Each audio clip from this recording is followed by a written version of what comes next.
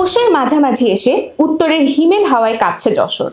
গত 4 দিন ধরে এ জেলায় বইছে মৃদু শৈত্যপ্রবাহ।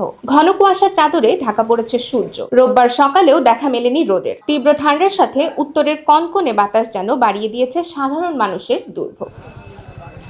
কনকনে শীতের সবচেয়ে বেশি বিপাকে পড়েছেন শ্রমজীবী মানুষ। কাজের ফাঁকে অনেকেই আগুন জ্বালিয়ে শীত নিবারণের চেষ্টা করছেন।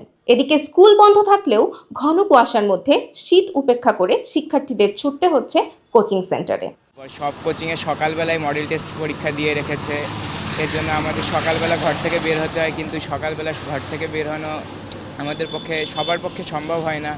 তারপর যারা দূর দূরান্ত থেকে আসে তাদেরও নানা রকম সমস্যার সম্মুখীন হতে হয়। 2-3 দিন ধরে একদম ঠান্ডায় কাঁপতো, হাত পা তো কালাই যাচ্ছে, ঠান্ডা প্রচণ্ড।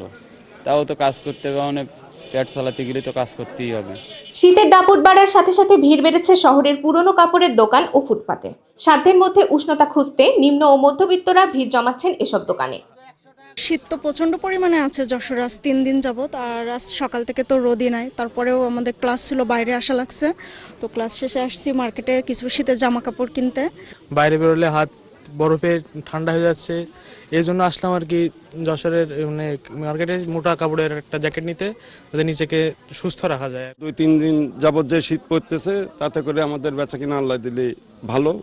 আমরা আশা করছি আরো শীত পড়বে, যত শীত পড়বে তত বেচাকিনা আমাদের ভালো হবে। এদিকে কনকনে শীতে ছিন্নমূল মানুষের পাশে দাঁড়াতে জেলার 8 উপজেলায় প্রায় 15,000 কম্বল বিতরণ করেছে জেলা প্রশাসন। যশোরের শীতের প্রকোপ বেড়েছে গত কয়েকদিন ধরে, তো আমাদের জেলা প্রশাসনের পক্ষ থেকে আমরা প্রস্তুত রয়েছি।